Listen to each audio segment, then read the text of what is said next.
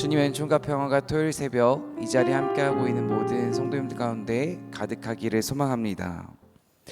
특별히 예수님께서는 이제 하나님 나라에 대해서 설명을 하시면서 제자들에게 하나님의 나라는 겨자씨와도 같다고 비유로 설명을 하시는데요. 겨자씨와도 같다는 것은 대체 어떠한 의미일까요? 씨앗을 생각해 보면은 씨앗에는 생명력이 있습니다.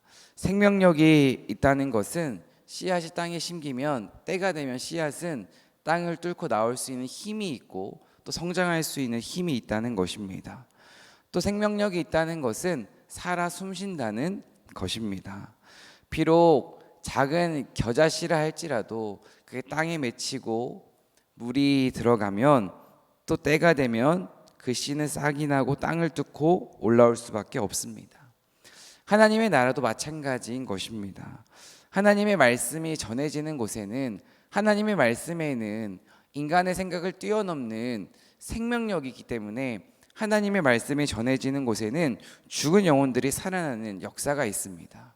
왜냐하면 하나님의 말씀에는 생명력이 있기 때문입니다.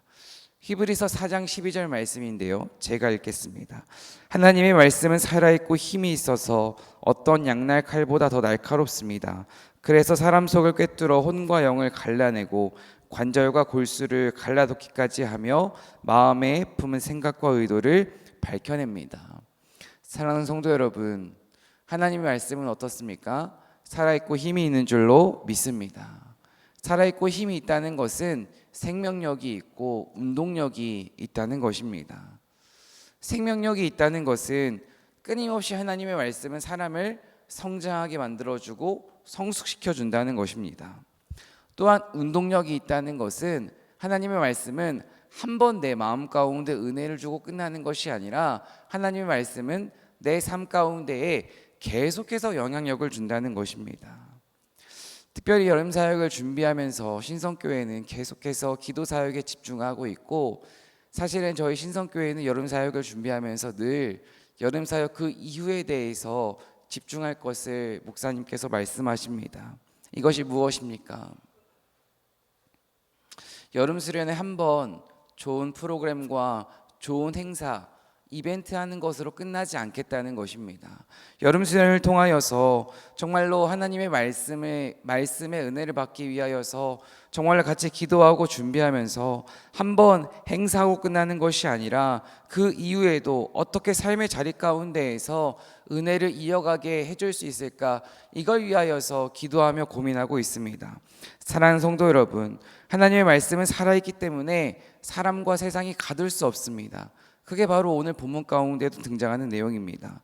또 하나님의 말씀은 힘이 있기 때문에 한번 우리 삶 가운데에서 역사하고 끝나는 것이 아닙니다. 진정 하나님의 말씀 우리 삶 가운데에서 끊임없이 계속해서 영향을 줍니다. 그 살아있는 하나님의 말씀을 이 예레미야 말씀 묵상을 통하여서 또 이번 다음 여름 세대 수련을 통하여서 신성교회 온 세대가 함께 누리는 이번 여름 되길 간절히 소망합니다. 오늘 본문에도 이제 사람이 가둘 수 없는 그 하나님의 말씀의 능력에 대해서 등장하고 있는데요, 1절 말씀을 함께 읽어보도록 하겠습니다. 함께 읽겠습니다. 왕 열째 해 곧 느부갓네살 18째 해에 여호와의 말씀이 예레미야에게 임하니라. 1절 말씀을 통해서는 저희가 특별히 몇 년째 해다 이렇게 등장하는데요, 이걸 통해서는 우리가 시대적인 배경을 한번 추측을 해볼 수가 있습니다. 지금의 시대가 언제입니까? 유다의 시드기야 왕 11제, 시드기야가 통치한 지 11년째입니다. 죄송합니다. 시드기야가 통치한 지 10번째, 왕 10째 해입니다. 10년째입니다. 그리고 저희가 기억해야 되는 것은 이제 유다가 패망한 게 언제냐면 시드기야 왕 11년째 해입니다. 그렇다면 이걸 통해서 우리가 한 가지 알 수 있는 것은 지금이 10년째니까 1년 뒤면 이제 유다는 패망한다는 것입니다. 나라가 망하기 1년 전이 지금 본문의 배경입니다. 나라가 망하기 1년 전이라면 그 나라의 시대적 분위기는 어떠했을까요? 아마 지금 예루살렘이 둘러싸여서 공격을 당하고 있고 또 1년 뒤면 패망할 때가 다가오니까 아마도 그 시대적인 분위기는 되게 좋지 않았을 것이고, 나라가 망할 것이라는 전체적인 분위기, 우리나라에는 미래에 희망이 없다는 그러한 불안함, 또 예민함, 이러한 복합적인 두려움과 분노와 예민함이라는 그런 감정들이 이 나라 가운데에 가득했을 것입니다. 그게 바로 지금 백성들이 느끼고 있는 시대적인 배경의 감정입니다. 2절 말씀을 한번 함께 읽어보도록 하겠습니다. 그때 바벨론 군대는 예루살렘을 에워싸고 선지자 예레미야는 유다의 왕의 궁중에 있는 시대들에 갇혔으니. 지금 이러한 상황 가운데에서 2절 말씀을 보면 바벨론 군대가 예루살렘 성을 둘러싸고 있습니다. 그리고 선지자 예레미야는 유다의 왕의 궁중에 있는 시대들, 한마디로 감옥에 갇혀 있는 상황입니다. 희망이 없어 보이는 시대이고 하나님의 말씀을 선포하는 선지자 또한 감옥에 갇혀 있는 상황입니다. 그런데 오늘 말씀 가운데 저희가 집중해서 기억해야 되는 한 단어가 있습니다. 그것이 무엇이냐면 1절 말씀을 보면 이러한 상황 가운데에서도 여호와의 말씀이 예레미야에게 임했다는 것입니다. 어두운 시대 가운데에도 하나님의 말씀은 예레미야에게 임했습니다. 이것을 통해서 우리가 알 수 있는 것은 시대가 아무리 악하고 상황이 아무리 힘들고 어려울지라도 하나님의 말씀은 우리에게 임한다는 것입니다.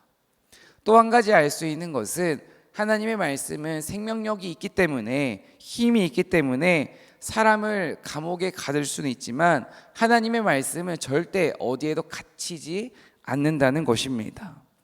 살아있고 원동력이 있는 이 능력의 말씀은 결코 시대와 상황이 막을 수 없습니다. 또 사람과 사람의 힘이 그 말씀을 가로막을 수도 없습니다. 이 은혜를 이번 여름 이 말씀의 은혜를 누리는 우리 모두가 되길 간절히 소망합니다.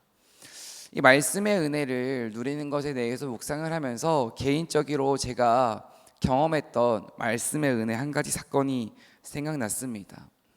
사실 하나님께서는 한 말씀 한 말씀을 통하여서 제 삶 가운데에 어떠한 이런저런 간증들을 많이 허락하셨는데요. 그 중에 제가 정말 어떻게 보면 처음으로 직접적으로 제가 이게 말씀의 은혜구나를 경험했던 사건입니다. 저는 이제 알고 계시듯이 인제 원통에서 군복무를 했는데요. 2013년 군복무를 했습니다.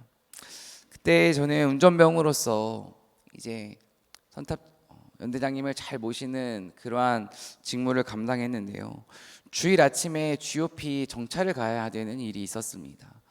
그래서 또 그때가 겨울이어서 차에 쇠 체인을 4개다 치고 이제 GOP를 올라갔습니다. 근데 올라가는 길에 미끄러졌습니다. 다행히 큰 사고는 나지 않았지만 그래도 미끄러졌다 보니까 제 마음 가운데 참 좋지 않은 마음이 찾아왔습니다. 특별히 주일이었고 또 예배도 가지 못하고 운행을 가야 되는 상황이었고 또 그런데 사고까지 나니까 정말 제 마음 가운데 정말 큰 낙심과 좌절, 또 군인으로서 참 많은 어려움을 느끼는 그러한 날이었습니다. 그런데 그날 좋지 않은 마음을 가지고 저녁 예배를 이제 갔습니다. 그런데 그날 군목 목사님께서 전해주신 말씀이 어떠한 말씀이었냐면 마태복음 6장 34절 말씀이었습니다. 그러므로 내일 일을 걱정하지 말아라. 내일 걱정은 내일이 맡아서 할 것이다. 한날의 괴로움은 그날 겪는 것으로 족하다. 그 문제를 가지고 하루 종일 불편한 감정과 좋지 않은 마음을 품고 있던 제게 정말로 이 말씀을 읽는데 이 본문을 그냥 읽기만 하는데도 제 마음 가운데 큰 은혜가 되었습니다. 그리고 정말 이게 나에게 주신 하나님의 음성이구나 라고 선명히 느낄 수 있었고 이 말씀을 듣고 이 말씀을 붙잡고 기도하는데 정말로 신기하게도 하루 종일 품고 있던 그런 두려움들이 평안함으로 바뀌는 그러한 신기한 은혜를 경험한 적이 있습니다. 사랑하는 성도 여러분, 제가 말씀드리고 싶은 것은 살아있는 하나님의 말씀을 귀로 듣는 것이 아니라 우리 삶으로 경험할 수 있기를 기도하는 저와 여러분 되길 간절히 소망합니다. 신앙생활을 해나가면서 우리가 기도해야 되는 기도 제목 중에 한 가지가 무엇이냐면 이 능력 있는 하나님의 말씀이 정말 내 삶 가운데 끊임없이 스며들고 경험되어서 내 삶에 간증이 차고 넘치게 해달라고 기도해야 되는 줄로 믿습니다. 하나님의 말씀은 내가 어디에 있든지 어떠한 상황 속에 있든지 우리를 반드시 찾아옵니다. 중요한 것은 내가 하나님의 말씀을 어떻게 듣고 있는가, 어떻게 귀 기울이고 있는가, 이것이 참 중요합니다. 세상에서 가장 먼 거리는 한국에서 다른 나라까지 가는 거리가 아니라 머리에서 가슴까지라는 말이 있습니다. 머리에서 가슴까지는 약 36cm 정도라고 하죠. 이게 무슨 말입니까? 우리가 알고 있는, 머리로 지식적으로 알고 있는 것이 우리의 가슴으로 이해돼서 우리의 삶으로 이어진다는 것이 참 어렵고 힘든 일이라는 것입니다. 정말로 바라기는 우리가 머리로 듣고 귀로 듣고 알고 있는 이 하나님의 말씀이 정말로 날마다 가슴으로 이어져서 우리의 삶 가운데에 말씀의 능력이 나타나는, 우리가 말씀의 능력을 경험하는 저와 여러분 되길 간절히 소망합니다. 하나님의 말씀은 세상의 문제와 세상의 상황이 막을 수 없습니다.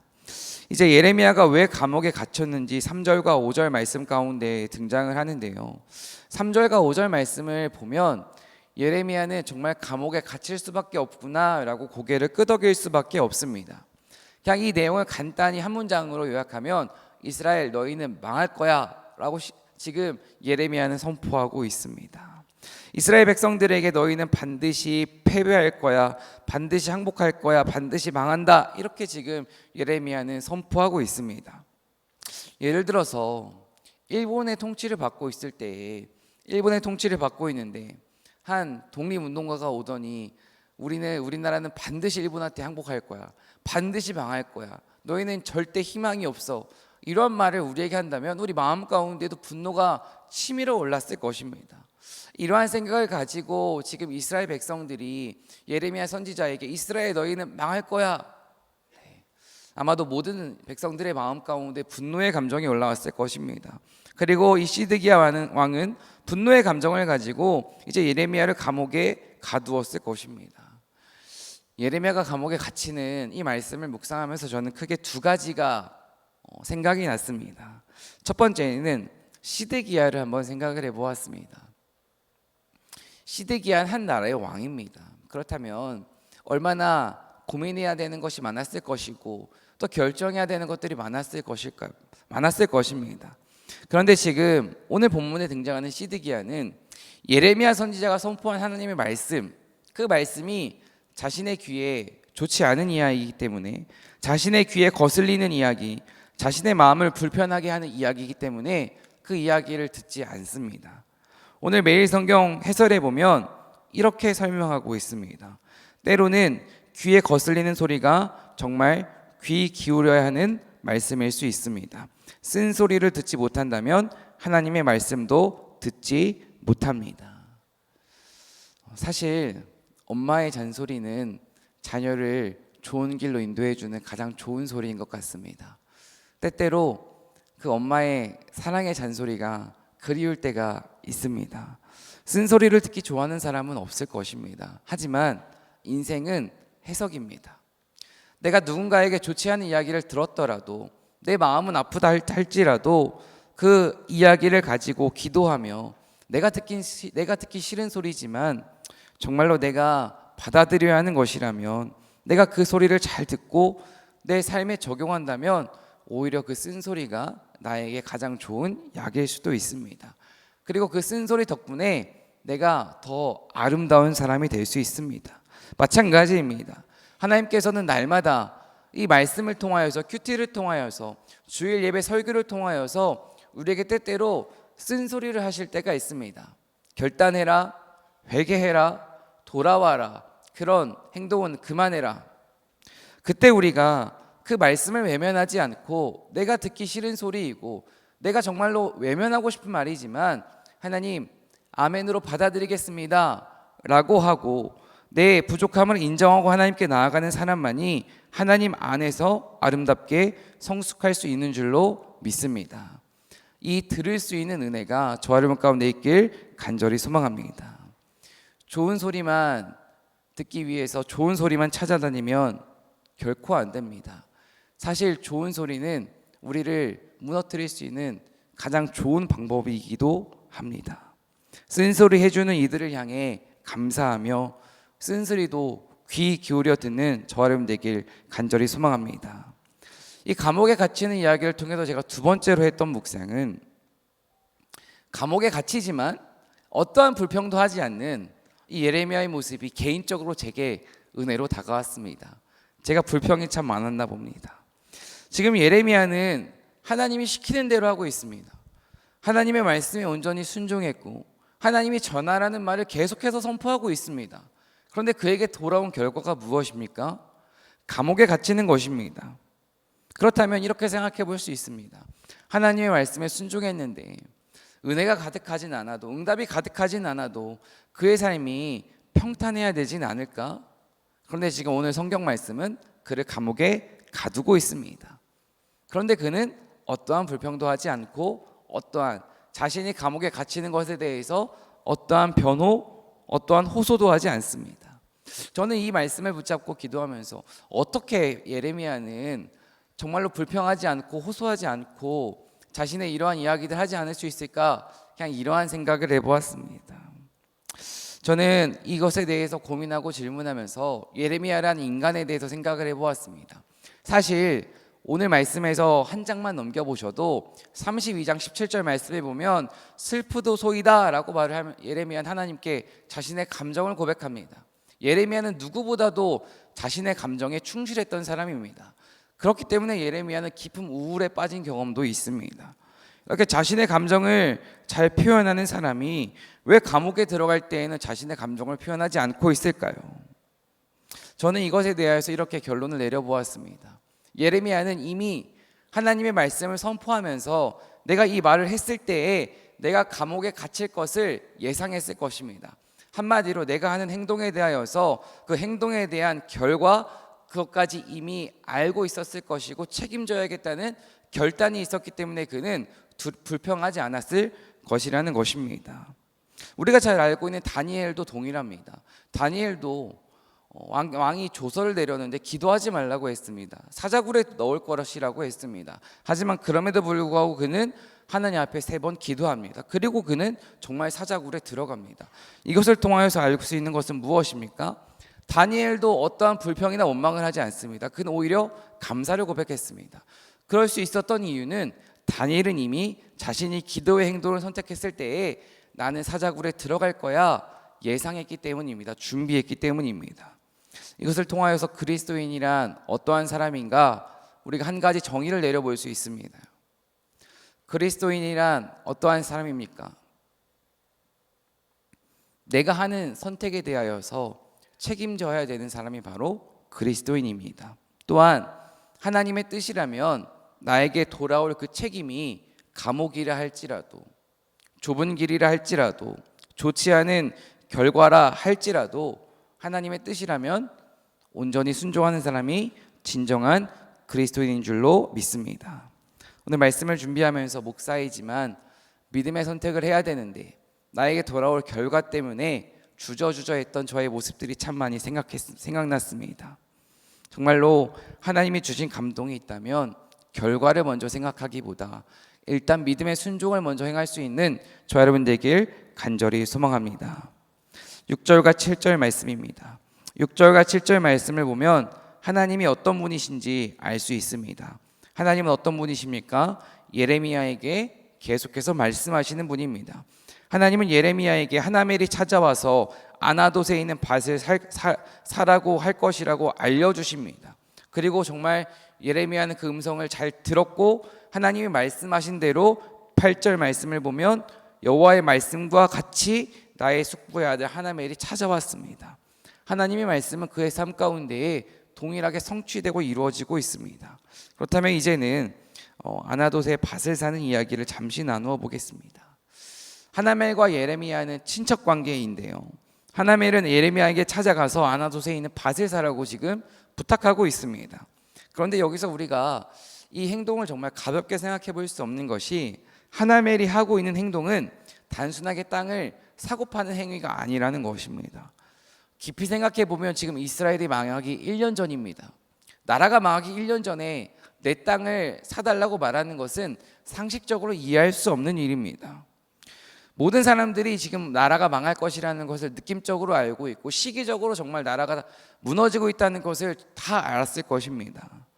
지금은 땅을 사야 하는 때가 아니라 팔아야 하는 때입니다. 그런데 지금 하나멜은 예레미야에게 찾아와서 내 땅을 사라고 말을 합니다. 상식 밖의 일이고 이해할 수 없는 일입니다. 그런데 지금 이런 이해할 수 없는 일에 대하여서 예레미야가 어떻게 반응하는지 성경 말씀 가운데 나와 있습니다. 8절 마지막 부분을 보면 이렇게 나와 있습니다. 내가 이것이 여호와의 말씀인 줄 알았으므로. 내 생각으로는 이해할 수 없지만 지금 내 숙부를 통해 듣는 이야기가 사람이 하는 말이 아니라 하나님이 말씀하시는 것인 줄 알았으므로 지금 예레미야는 땅을 사고 있습니다.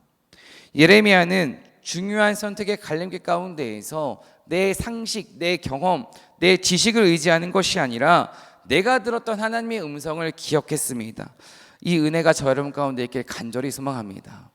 예레미야에게 중요한 것은 사람의 지식, 사람의 경험, 시대적 상황, 내 뜻이 아닙니다. 내가 들은 하나님의 말씀에 온전히 순종하는 것이 예레미야에게 가장 중요한 일입니다. 예레미야의 선택과 반응을 보며 우리는 지금 어떻게 선택하며 살아왔는지를 돌아보기를 소망합니다. 지금 내가 어떠한 문제를 위해 기도하고 있고 그것을 선택해야 되는데 그 선택에 있어서 내가 어떻게 선택하고 있습니까? 내 뜻이 중요합니까? 진정 하나님의 뜻이 중요합니까? 내 감정이 중요합니까? 하나님의 음성이 중요합니까? 시대적인 소리가 중요합니까? 사람의 소리가 중요합니까? 하나님이 말씀하시는 그 소리가 중요합니까? 예레미야는 자신이 납득하기 어렵다 할지라도 하나님의 말씀이기에 그는 하나님의 말씀을 근거로 철저하게 순종하고 있습니다. 이 믿음이 저 여러분 가운데에도 있길 간절히 소망합니다. 이제 9절부터 14절까지는 땅을 사고 파는 것에 있어서 어떻게 사고 파는지에 대한 그런 행동들이 하나하나씩 기록되어 있는데요. 사실은 이 성경이 삶의 지침서라고 하기도 하잖아요. 또 성경이 가장 베스트셀러라고 하기도 하잖아요. 그 이유 중에 한 가지는 우리 삶 가운데 구체적으로 우리가 적용할 수 있는 내용들이 아주 다 적혀 있기 때문이라고 저는 생각을 합니다.